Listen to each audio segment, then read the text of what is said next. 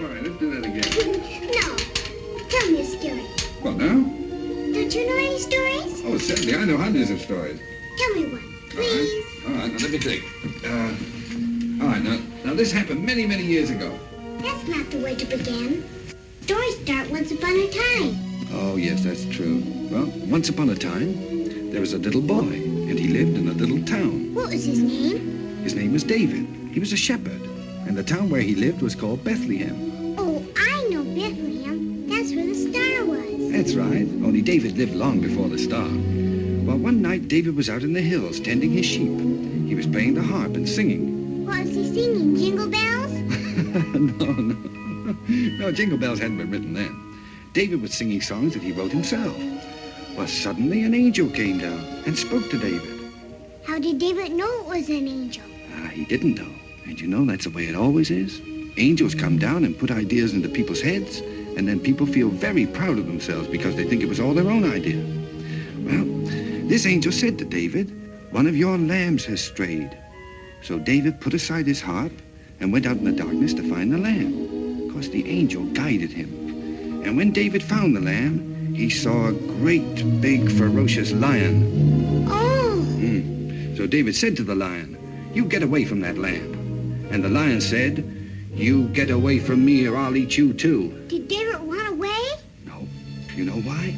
Because the angel put another idea into his head. So David took out his sling and he hurled a stone and hit the lion right between the eyes. I bet that lion was surprised. Oh, yeah. And so was David, because he didn't know an angel had helped him.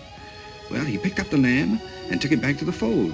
And then he felt so happy that he made up another song. It started out, "The Lord is my shepherd, I shall not want. He maketh me to lie down in green pastures. He leadeth me beside the still waters. He restoreth my soul." You can tell the rest of this, Henry. Some other time. Hello, Daddy. Miss Cassaway, will you get Mrs. Hamilton on the telephone, please? Miss Cassaway, Mrs. Hamilton on the phone, please. Yes, Bishop. Hello and welcome to Book versus Movie. This is a podcast where we read books that have been adapted into movies, and then we try to decide which we like better, the book or the movie. I am Margot P. of coloniabook.com, and this is my good friend and co-host, Margot D. of Brooklyn Fit Chick. Hi, everyone. It is December 1st as we record this. Mm-hmm. We made it. One more year in the books, kids. Oh, how was your Thanksgiving? Very nice. Very relaxing. How about you? Yeah, mine too. Mine too. I think I mentioned last week that I literally phoned it in. I pre-ordered the turkey and I pre-ordered the pies. A genius move. Oh, let me tell Highly you. recommend. Yes, same here. I may never go back to roasting my own turkey. All I had to do was heat it up. Oh, it's great. Yeah. It's fantastic. But yeah, now it's December. Yep. It's December 1st. We want to welcome all the people who joined us over Disney November. That was really fun. I think something we might want to keep up in the future. Again, if you're brand new, welcome, welcome, welcome. This is a podcast where we read books that are adapted into movies. We discuss. We're not experts necessarily on either, but this is our just fun little book club of the air. If you have never been with us during December we do holiday books and movies. And we've been doing this for 7 years. So we were really reaching for ideas. Fortunately, we have wonderful listeners on social media and in our Facebook group in particular. And if you would like to join that group or interact with myself or Margot D or other listeners of this podcast, there are several places where you can do that. We do have a basic Facebook page. Be sure to like it. The Facebook group is where we're more interactive with each other, with the listeners, when people coming in with ideas. Basically, with the ideas, the product has to be the book, movie, song, play, magazine article, whatever it is that they're adapting. It needs to be something pretty easy for us to get. It should be on Kindle or on the Libby app. You can join our Facebook group. You can type in that Facebook Book vs. Movie podcast group. And on Twitter and Instagram, you type out book versus a movie. Please reach out to us there as well. We also have an old-fashioned email, bookversusmoviepodcast@gmail.com. And I should also say the movie needs to be something that's on a streaming platform. YouTube is okay. Just make sure that it's there. if it's not like if it's just one scene and then it turns out there's nothing else, that's not helpful. Yeah, it has to be the whole movie. Yes. But yes, we have had, was it Harper Valley PTA that was entirely on YouTube? Yeah. With the commercials. Yeah, that was great. And Elvis and Me. That was a fun one. Elvis and Me. Yeah, so it happens. Sometimes we do a YouTube one. But yeah, we really want to make sure that this is very accessible, not only for our listeners, but for ourselves. If you are a very big fan of Book versus Movie and you would like to keep us in books and movies and keep things running around here, you can also support us on Patreon. And we were just saying before we got on the air that people have been, it's the holiday season. People are being so generous in joining our Patreon lately. Yes, thank you so much. You go to Patreon and you type in Book vs. Movie Podcast. I'd like to thank Jenny, who just joined. We're putting all of our episodes from 2019 and before that up on the page. So the last couple of years are really fantastic episodes. The Godfather's up there, Practical Magic. Breakfast at Tiffany's? Breakfast at Tiffany's. I just love that episode. That's up there. So there's a bunch of really good ones up there. Some of the old holiday ones that we've covered a few times, they're on there, that page, and they're for free. So you could there's stuff there for free. Just go to Patreon. And thank you so much, Jenny, once again, for joining the Patreon page. We really appreciate it. Thank you so much, Jenny. It makes a big difference and it just means a lot to us. Yeah. And very, very exciting today. This episode is brought to you by Kensington's newest title from Teresa Beharry, They Lived Happily Ever After. Yes, we are so excited to be a part of the Frolic Podcast Network. They talk about romance with all their with their different podcasts, but also pop culture. This is on the romance side, and They Lived Happily Ever After is by Teresa Beharry. She writes all kinds of rom-com, and this is especially for women of color. This is a big deal. This is a romance that takes place in South Africa, in Cape Town, and it's really interesting. It's about an author named Gaia Anders, and she writes rom-com novels, and what she does is she dreams about the plot, and then what happens in her dreams she puts down to paper, and it always pretty much turns out the way she wants it to be. And she kind of grew up in this system where she was a foster child and has some trauma, and she falls in love with her BFF's younger brother. And then he gives her this kiss and it starts interrupting her dreams. So she had this perfect pattern of writing books, and then she kisses this guy, and all of a sudden it's like, bam, where are we going to go with this? And so they have this romance. It's really sweet. She has big fans, and I've been reading about her in Goodreads, and she's just fantastic. So we want to thank them very much. This is Kensington Books. It's available, and They Lived Happily Ever After, Teresa Beharry, and you can find her at teresabeharry.com. And it's available on Kindle and in paperback, and we want to thank them very much for supporting the show. That's right. You can find They Lived Happily Ever After by Teresa Beharry wherever books are sold. Find out more at kensingtonbooks.com. Yes. Now. Yes. This was today's book and movie. There's two movies, and we're going to talk about the original one. We're just going to say it right off the bat. We'll briefly touch on the Whitney version, which is better than I remembered. Same. I took a little look at it. But today we're going to be talking about The Bishop's Wife, which we were just saying before we got in the air is a book that is nearly 100 years old. Our author is Robert Nathan. This was published in 1928. And every once in a while, I have to kind of look at the plot, and I'm like, it's about a preacher, a pastor who is Episcopalian. He's married, and he's obsessed with getting this church cathedral built and getting money for that. And I guess they live in New York. I'm not quite sure where they live, but he's married. Did you think so? Yeah, I wasn't completely clear on that either, but it does sound New York-y. I should say that Robert Nathan, our author, was born in New York City and spent most of his time there. He's written dozens of books. The biggest things he's noted for are The Bishop's Wife and then a story called Portrait of Jenny. I'm not really familiar with that one. That was turned into a movie.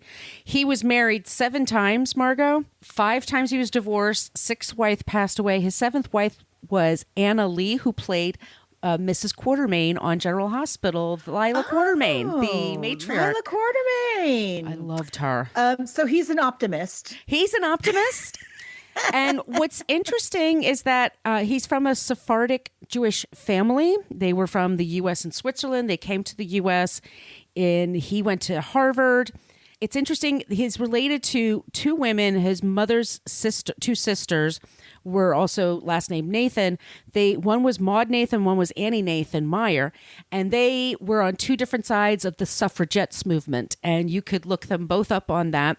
So he's got very bossy women in his life and his background. And so he wrote a story about a not very bossy wife, and it's sort of no, she sure isn't. No, yeah.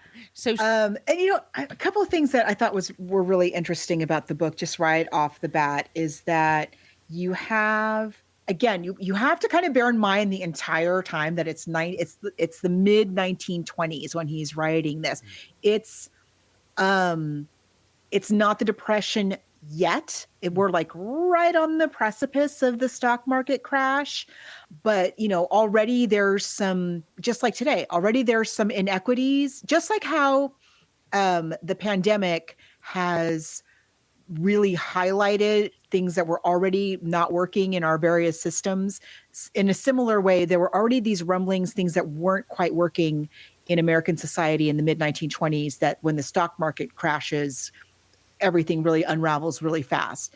So we're at this time, and so you're reading it again as in a post-depression, mindset, where you're like, why are you building a cathedral? Like, of all the stupid things to blow your money on in 1927, a cathedral? Are you kidding me? But that is what this bishop, he is single-minded. This is his life's mission, is to build this cathedral. And he has a wife, Julia, who we meet right away. And he has a daughter named Juliet in the book. Her name, the daughter's name is Juliet. And Julia, right off the bat, we get, kind of her little window into her. We immediately learn he's completely obsessed with his work, and she never really loved him. Sounds like no, and she's extremely unfulfilled in her marriage, which is supposed to be, again, we're talking about 1927, like that should be her whole mission in life, is to be a happy wife, right? So she's not. She's married to a man who has big pie in the sky dreams for, like you said, for something that really shouldn't be that important. You should be putting that money away or doing something else. You're going to be needing it to take care of people, coming over, because that's all coming around the corner. She's married to him. They love each other, but she says quite often in this story, she's lonely, that they don't have sex very often. They don't talk very often. They're not together for meals. He doesn't spend time with her. No. He never asks her anything about herself. No. Ever. And ever. And it takes them years. They have their first kid, and some people it does take a while, but for them it is because they're not really connecting, let's just say. And he's obsessed with getting money, and the only way to get money is to get it from big rollers, big people, have big pockets. So he meets up with people, and in the story, there's a woman, there's old dowagers that he's going to. There's also a professor that he's meeting up with. And then there's a Jewish man, Cohen. And there's a big discussion about, are Jewish people, are they kind? Are they good? Do they love their families? Are they naturally giving? It's sort of this people think we own all the banks and all the stuff, but are we religious? Are we worthy members of the community? Why should we give money for this cathedral versus another program that could help the whole community? Again, another very valid point. Yeah. I appreciated that you have Mr. Cohen as the voice of reason, really, is saying, are you sure this is the best idea right now? Yeah. And you're asking me because why? Because he has a lot of money. And he's like, yeah, I get that, but what are we doing with this money? And he's talking about his family came from trauma for what they dealt with in Europe, and they came to America, and they're very successful, but some people resent them for their success. Everything old is new again. Let's just say that. But he dreams and dreams and dreams of getting money for this cathedral, and an angel shows up.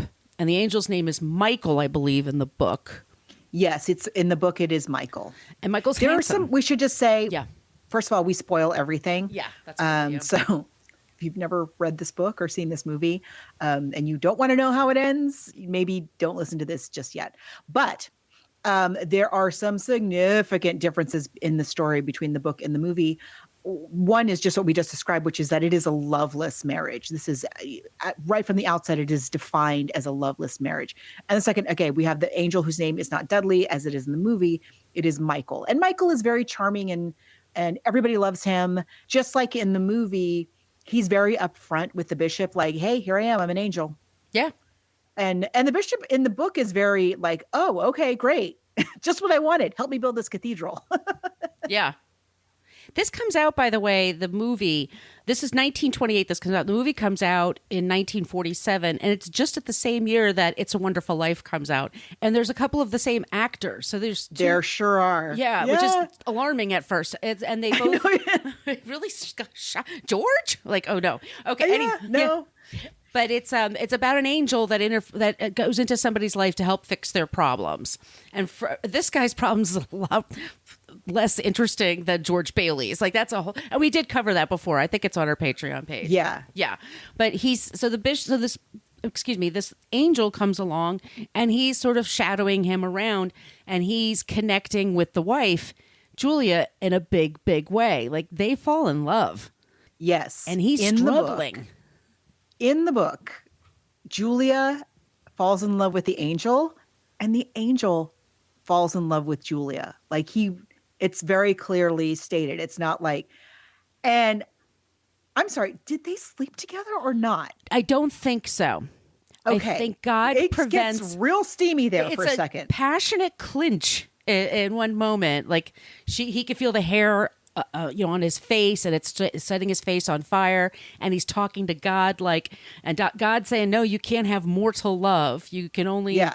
Like, what are you doing? You're an angel. Doing? That's not what you're here for. Like, but we have a spark. Yeah. We love each other. He loves the Yeah. daughter. He makes friends in the neighborhood. Everyone likes him. He's a fun guy. He's trying to figure out what he's supposed to do. He's so in love with her that he realizes, okay, I'm going to help this guy out, and then I have to go. And he tells her, I can't be with you. Gosh, I wish I could. But so she, in the story, becomes pregnant, and that baby is meant to be the love and the passion that she has for Michael. To fill the hole in her heart. Exactly. Yes. It's a bummer. Super bummer. Like, Julia is, first of all, she has no life. She has no interests. She has no curiosity about the world around her. And she just has no love, and she the one place where she's supposed to get it, she's not getting it. And so she's very devoted to her daughter, Juliet. But at a certain point in the book, she's like, well, Juliet's going to grow up. Then what am I going to do? I know. I'll have another kid. Yes. And she's spacing it out that far apart. Because I know people have done this That's a great too. Solution. I've known people who've done that. Yeah. Yeah. And it's not no. It's got its problems. It's not a perfect plan. No, it is not. But yeah, that's sort of how it ends. Michael, the angel, spends a good part of the book trying to help Henry, the bishop, see the error of his ways and be like, your wife, you got this great wife. What are you doing? Like, why are you chasing this money? And he just never gets through to Henry. Really, he helps him with the cathedral. I think in the end he gets the funding, right? And he's able to build the cathedral, rah. But no, they never resolve. Julia is in love with the angel, and the angel is in love with Julia, and the angel really thinks is trying to figure out a way to make that work with God, and God's kind of like, no, you have to. No, sorry, you're an angel. Sorry, this doesn't happen. I should say, by the way, I listened to it on the Libby app.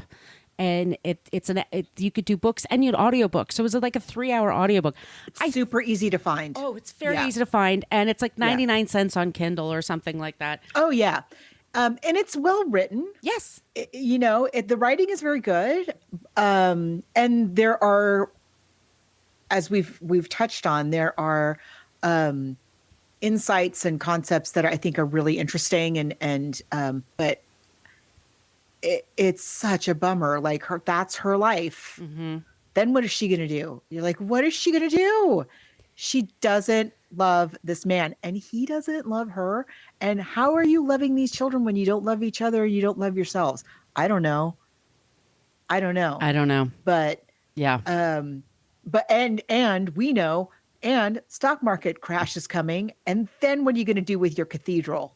What? Yeah. Yeah. It's a short read. It's well written. I was so bummed out reading that book. I was so bummed. Yeah. That it left me just feeling very hopeless for a Christmas for the book. Angel. You know, you're feeling sorry for the Angel. Like, what? He's doing his best. He's doing his best. He's work. doing his best, his very level angel best. You feel bad for the kids. You know, the daughter's not getting some great lessons there. I mean, it's just, yeah. Yeah. It's not the feel-good hit of the holiday season, that's for sure. So let's transition into the movie, and we'll play the trailer right now, which is kind of an anti-trailer. It's sort of offbeat, this trailer, but I think it's fun.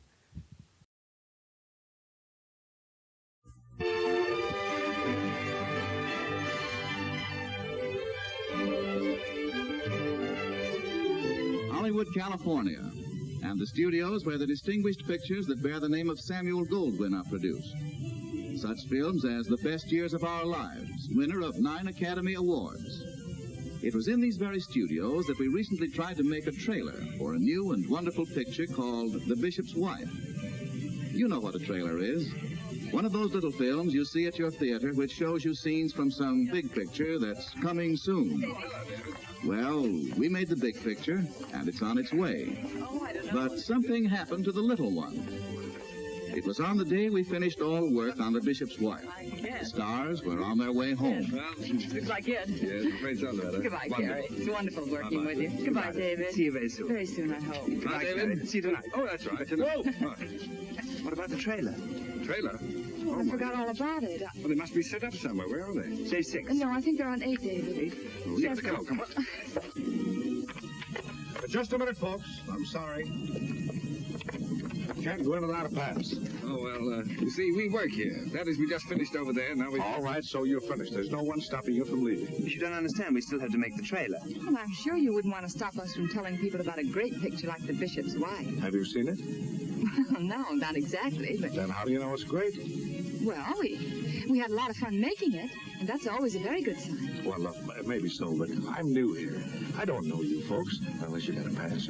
I'm David Niven, and I play the bishop. Well, I'm Loretta Young, and I play the Bishop's wife. I'm Cary Grant. I play... Oh, that's right. Yeah, wait a minute. What's the matter? Nobody's supposed to know what part I play until they see the picture. Then what do you need of the trailer? Well, we'd like folks to come in and see the picture.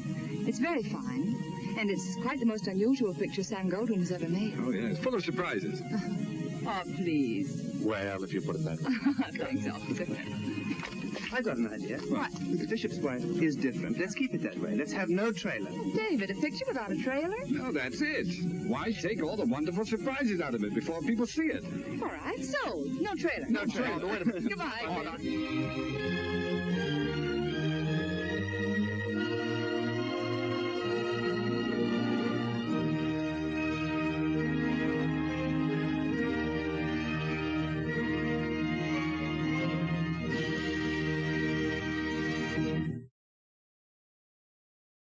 This movie was produced by Samuel Goldwyn. At first, they had a whole other director and a whole other cast, and it wasn't working out.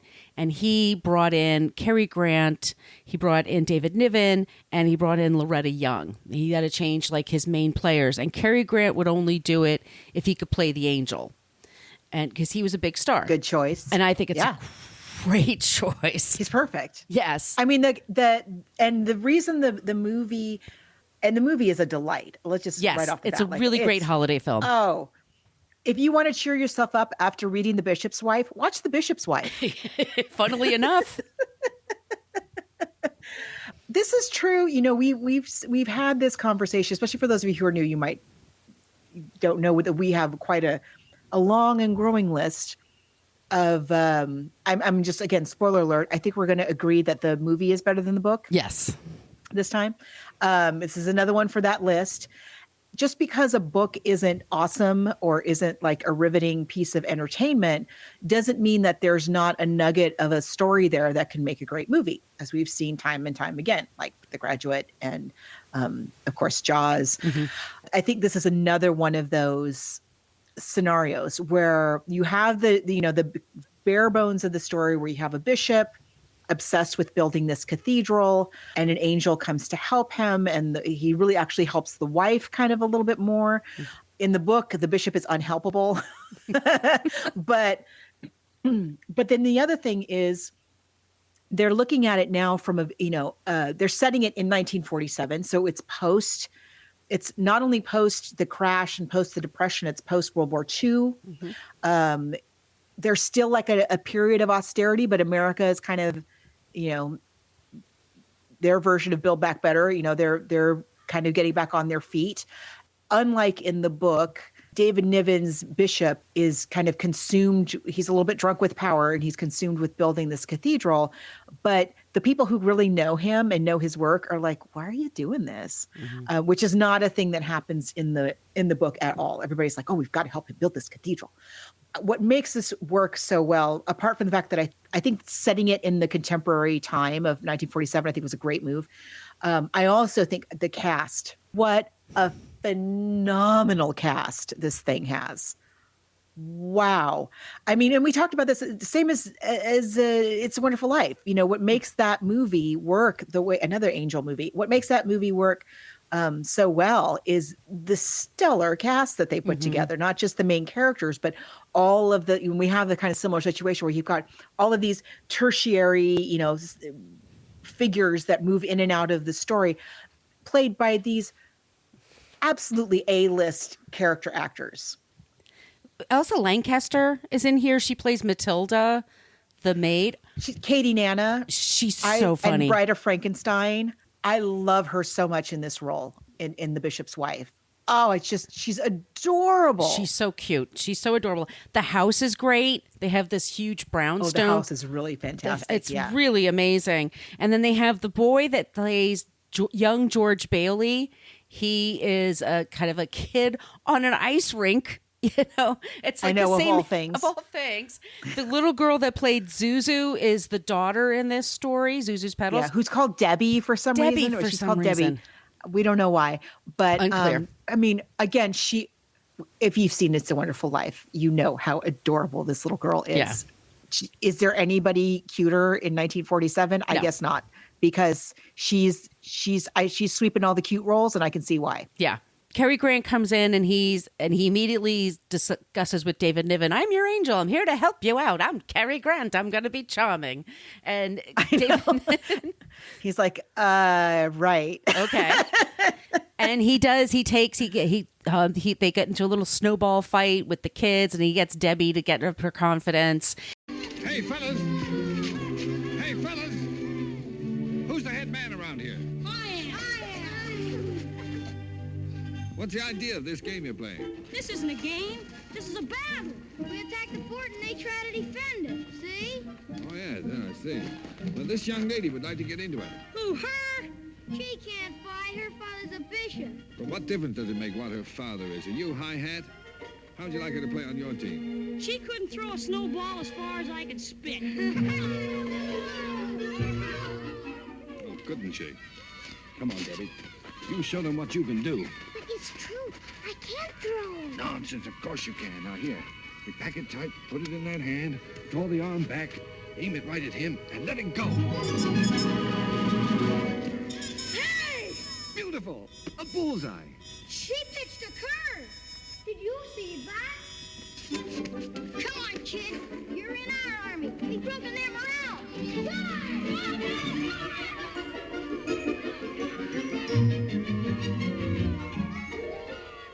Do you think she'll get hurt? Probably, but she'll love it. May I? Surely. She takes Julia out for lunch at Michelle's, which was like their place. And then the other ladies in the corner are gossiping about them. And he just brings them over to the table and talks to them. And he's basically helping sell the idea of this castle that he's building to himself. I mean, the bishop. You get the idea he's attracted to her because it's Loretta Young. And my goodness, how beautiful is she? Can you take your eyes off her for a second? No. Pretty tough. She's You wearing can't. a horrible It's pretty hard. hat at one point.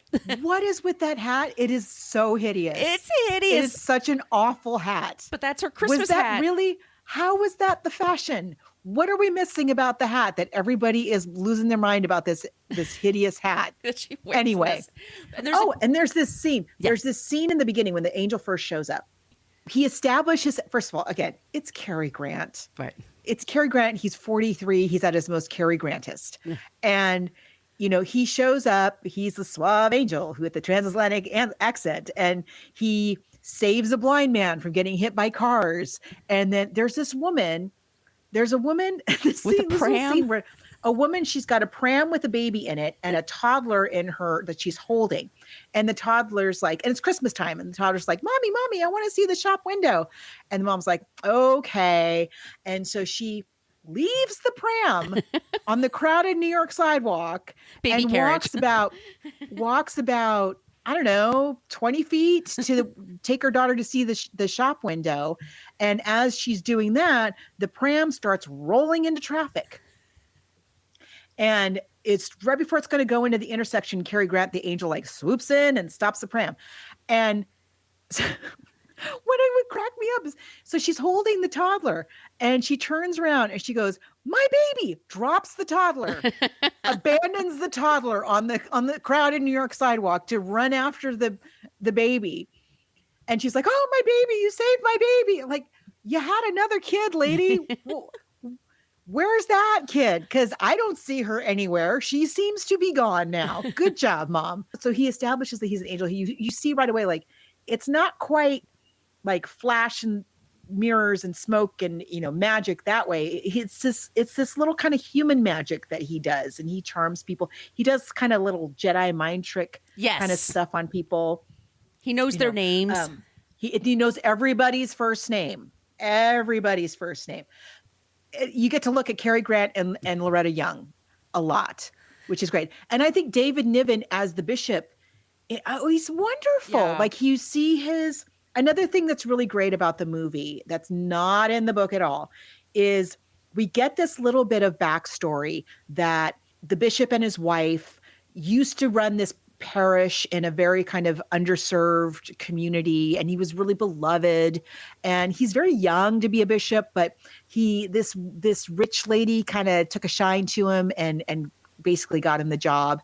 And so now she feels like he's sort of beholden to her and he needs to do what she says. And but I like that there's this backstory of and they love each other, as the other thing is we also establish right away that the bishop and his wife actually love each other. The bishop is a little misguided. He wants to do this cathedral thing. He's got this rich lady like, "You got to build my cathedral and name it after my dead husband." And he's like, "Oh yeah, I better do that." Constantly on the phone. Really though, at heart, he does really love his wife. Yes. It's not a loveless marriage. They did have something. And also, he also understands, again, it's post-Depression era now.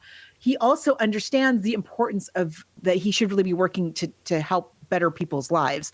So he's not completely dissociated from that concept like the bishop in the book is. Right. So I really, really love that you see the old parish, these anytime we go back to his old parish in the kind of rundown part of town, I love all of those scenes. There's several of them like that. There's also several scenes of Cary Grant and Loretta Young just kind of hanging around New York, and they're in a cab with a guy named Sylvester. Which I could watch all day, by the way. Them ice skating, I posted in Instagram. I was like, can we just have a movie of them ice skating? I was captivated. Yes. I was just like, my chin on both fists, just like, can we just live here for a while? This please? is so nice. He takes her ice skating, and all of a sudden they're both really good at ice skating, and Sylvester's really good at ice skating, and everybody he comes in touch with, he can kind of make a little magic happen. There's a scene where he can bring all the lights on the Christmas tree together. He bonds with little Debbie. He warms up to the people, he helps those people warm up to David Niven about his ideas. So he's doing all the things that he can do. And it does culminate where there is a boys' choir. They're singing, and actually it's beautiful. It's been a long time since Henry's been down here. I wish he had come. You know, when he was here, he was so close to people, so loved by everybody. Uh-huh. And how does it seem to you now? That in dreaming of his cathedral, he's moved away from the people he loved? Yes. It's going to be such a disappointment for Reverend Miller not to see him. Oh, well, he doesn't have to be disappointed. Hello, Mr. Miller. Mrs. Brolin, so good of you to Oh, come. not at all. I'm delighted to be here. This is Mr. Dudley, the bishop's new assistant. Mr. Dudley, a pleasure. Thank you, Mr. Miller. The bishop will try to get here later, Mr. Miller. Something important came up. Oh, of course, he's a busy man now. Yes. This is Mrs. Duffy. I know, Mrs. Duffy. How are you? It's always an honor to have you here at St. Timothy's. Oh, thank you. And this is Mr. Dudley. Mrs. Duffy is the organist. Oh, I'm sure Mrs. Duffy plays enchantingly. Hello, Miss Duffy. I'm afraid some of our boys are a little late. We really should begin, but I don't see how we can. It's really quite embarrassing. But you know, it is a little difficult to compete with basketball and Christmas. They're all good boys at heart. I know they are. They'll show up. I hope so. Hello, Bobby. Hello. What do you sing? I sing first soprano. Oh, you good? I don't know. Well, how about giving out? Me alone? Well, you got George up there. Hello, George. Hello. Well, what do you say? Okay. You ready, Mrs. Duffy? Oh, yes. Hit it. I had forgotten about that scene altogether. I was like, oh, yeah, they go and the boys are singing. It's gorgeous. Yeah, I know. It's so moving. And I mean, again, I have a hard time believing that what it was like a dozen boys make this like huge Mormon tabernacle choir sound, but it's absolutely gorgeous. The whole score of the movie is really, really well done. I think they do a lot with sound and music.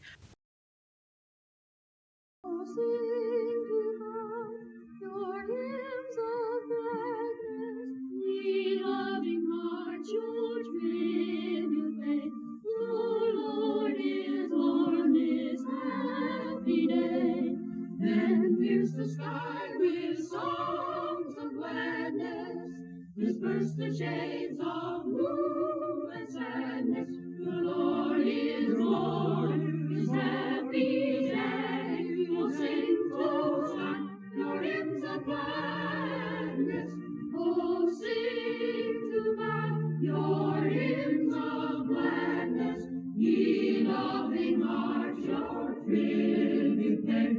Your Lord is born this happy day. Then pierce the sky with songs of gladness, disperse the shades of gloom and sadness.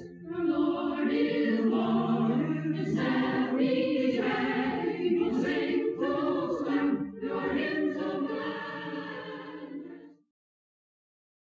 Like special effects, the angel magic is very sparingly used. It's like he waits a beat and then the thing just happens. Little touches. Yeah. Yeah. And I think so. I think it's really well done. Like they could have really hit you over the head with that, but they kind of sneak up on you, like with like the boys' choir. Like it starts out where it's just a couple of boys, and more and more keep showing up, and it is so moving. It's really beautiful. And the other thing that I kept going back and looking again, is the gate to the old church. Oh, it's beautiful. I've never seen such a thing, but it never occurred to me, like, of course they would have something like that. So it's an old wrought iron gate. It's probably 19th century or meant to be 19th century. And it has open gas lights built into, so it's this like flaming arc leading people into the, I've never seen anything like that in my life. I'm sure they blew up. I'm sure there's I know. I'm sure it was very dangerous. Yes. But And especially like when people, you imagine like women with the big feathers in their hats and stuff. I'm sure lots of things went wrong with that. Yeah. I totally get why we don't have that anymore. But anyway, in this movie, it's really beautiful. It's a black and white film too. It's gorgeous. But Dudley and Julia, they kind of have a sense of like, they do kind of have a moment where you wonder if they're going to get together. Because it's Cary Grant. I mean, that'd be tough. Right? Yeah, I'll go to heaven with Seriously. you. Yeah. Dudley, what are you doing out here? I'm just admiring the scenery. But aren't you supposed to be working? I always take a walk before lunch. Good idea, relaxing, you know. Oh, I wish you could persuade Henry to do that. I'll try. Oh, by the way, I told Miss Cassaway to go home, and I told Delia not to bother to bring me anything on the tray. Oh, well, what will you do about lunch? I thought I'd go to Michelle's. Ever heard of it? Michelle's. Oh, it's a lovely place. We used to go there. That was years ago. Well, how about you and I going there today? You and... to Michelle? Oh, no, I couldn't. Why not? Well, surely you don't think Henry would mind? Oh, I'd explain to him that we just... Oh, no, it isn't that. But, well, you see, Matilda's off Christmas shopping, and so I have to look after Debbie. But here's Matilda now.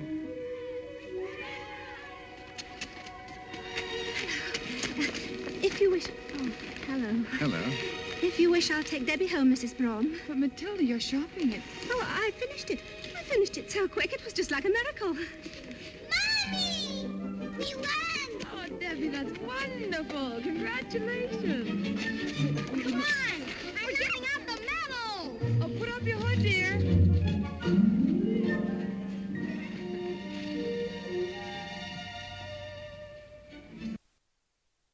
David who? Yeah, Sorry. exactly. Henry, what? but what I really love about the movie is they play that moment. Again, in the book, it's like, it is a tragedy because she loves an angel and an angel loves her. And that's never going to work. No. But in the movie, yeah, it's like this moment, but what it is actually he's testing. The angel always knows better. He's testing Julia's love for her husband and also her husband, making the husband see, look at what this is what's going to happen if you keep your head up in this cathedral, David Niven. And so they both come to their senses. And so it's all an angelic test. Right. As opposed to a profound tragedy like it is in the book. Yeah, and Henry does become jealous of their attraction towards, because everybody can sense it. I mean, they're not exactly, they're not hiding it. I mean, it just seems pretty obvious. I mean, people assume they're a couple when they're walking around. Yeah, they look great together. Play that up for sure. Yeah. They look amazing together. I mean, these are movie stars we're talking about. Come on. Seriously. Yeah. Anyway, in the long run, he realizes that it's not a great idea for this cathedral. There's just other things he could be doing with his life. Also, he should probably stay with his wife because she loves him. He loves her. That's, I'm sorry. You're married to Loretta Young. I mean, anybody more beautiful? What are you doing? What are you doing? What are you doing? And the Professor Weatheridge is the one who kind of slaps him across the face, in a verbal way. It just kind of says, look, dude, you have a great, go back to your wife, go back to your life. And so Dudley realizes that he's accomplished his mission because no, he didn't get the cathedral, but he's got so much more going for him now. And Dudley helps him write. That's another magic trick. He helps him write the sermon. Oh, yeah, the sermon. Which is touching, and I mean, come on. It's just, and it's Christmas Eve, and I guess it's like midnight mass. Tonight I want to tell you the story of an empty stocking. Once upon a midnight clear, there was a child's cry. A blazing star hung over a stable, and wise men came with birthday gifts. We haven't forgotten that night down the centuries. We celebrated with stars on Christmas trees, with the sound of bells, and with gifts. But especially with gifts. You give me a book, I give you a tie. Aunt Martha has always wanted an orange squeezer. And Uncle Henry could do with a new pipe. We forget nobody, adult or child. All the stockings are filled. All that is, except one. And we have even forgotten to hang it up. A stocking for the child born in a manger. It's his birthday we're celebrating. Don't let us ever forget that. Let us ask ourselves what he would wish for most. And then let each put in his share. Loving kindness, warm hearts, and the stretched out hand of tolerance. All the shining gifts that make peace on earth.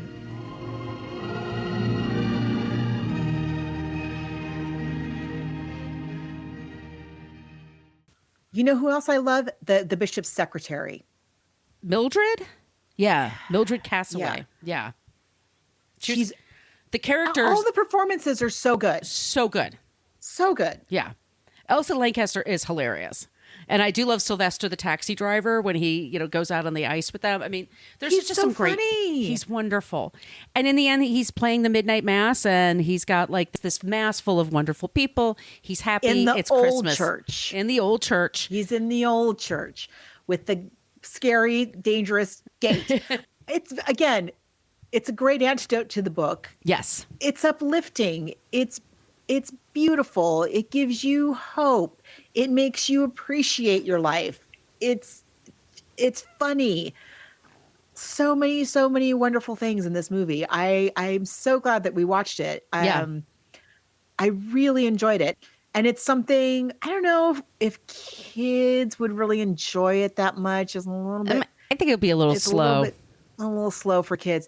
But yes, I could watch Loretta Young and Cary Grant ice skate for like 6 hours straight. If you're looking for a movie like when you're trimming the tree, yeah, it's perfect for that. It is. Yep. It's perfect because it'll just get you in the mood. It's just wonderful. Yep. It does really well. It's a big hit. And basically what happens it's 1996 is the other adaptation. Yes. And that's with again, I mean, let's just talk about big shoes to fill, right? We've got Cary Grant. We've got Loretta Young. Who else are you going to get but Denzel Washington and Whitney Houston? And they're great together. I love Whitney Houston. She's so sad in the movie. She's always so... Well, again, and this was the kind of thing I liked about that version is, which they didn't touch really on in the 40s one at all, and certainly not in the book. Like Whitney Houston in the Bishop's Wife, or no, the Preacher's Wife, it's called. Mm-hmm. She actually has, she has a passion for something. She's a woman with a mind and a point of view, and she's like a three-dimensional person. Yeah, so she's sad because she's not living her life. Mm-hmm. And Courtney B. Vance is her husband, and Denzel Washington. Great choice. He's great. Well, he's always. Yeah. And I think Penny Marshall directs this movie. I think so. And Loretta Devine, Jennifer Lewis. There's great supporting characters. I mean, it's fine. I mean, it's totally a fine version. It's like you said, it was better than I remembered. I don't think it's as memorable as the 1947 version. No, but I think it is also like while you're decorating, it's, and of course the music is great. Yeah. And I really like their chemistry together, Whitney and Denzel. I think it's fun. It's fun. I like it. But you're right. She's a little sad, but I also like that she's more of like a whole person. Yes. Yeah.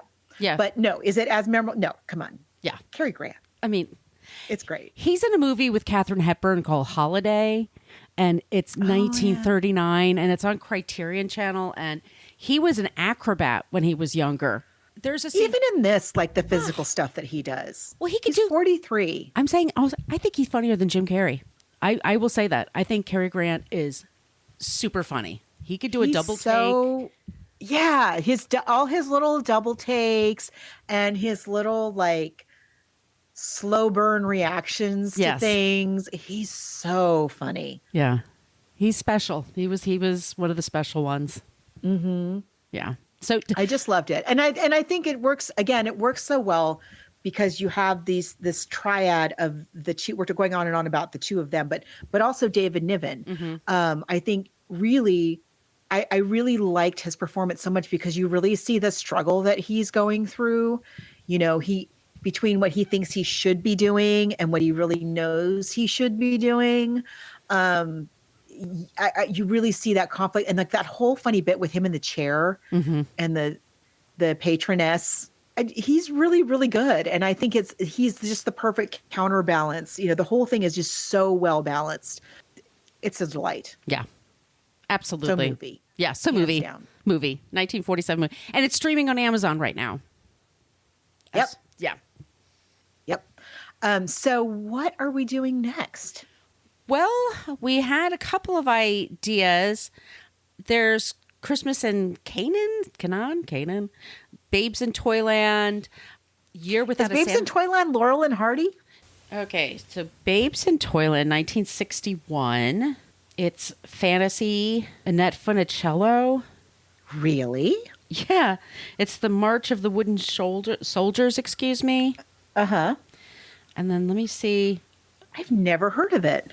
Oh, there's Frozen we could do. We have Year Without a Santa Claus. Oh, yeah. Let's do that. Okay, well, let's do that. Okay, so let me look this up. I'm intrigued by this Annette Funicello thing, though. I know. It's a ballet.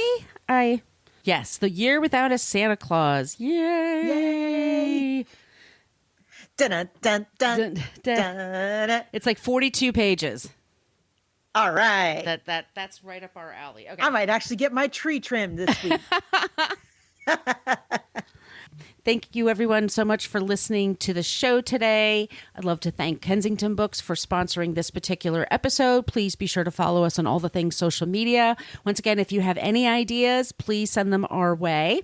And Margot, where can they find you? You can find me online at coloniabook.com, and all of my social media callouts are at She's Not Your Mama. And where can they find you? You can find me on social media at Brooklyn Fitchick, and my site is brooklynfitchick.com. And we will be back soon with a new episode.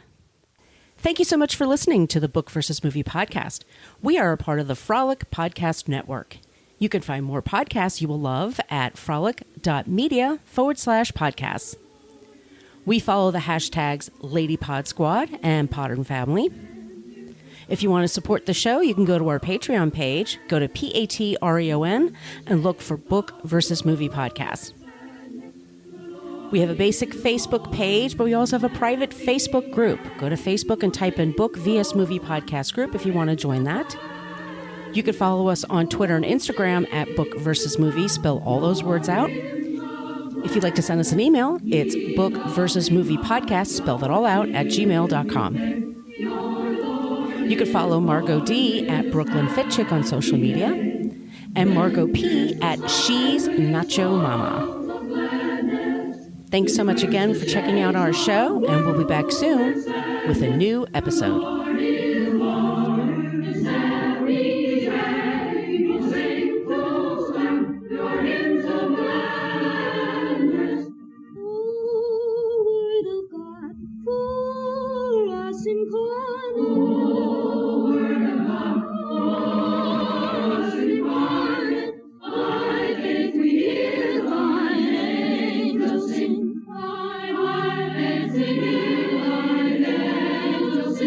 There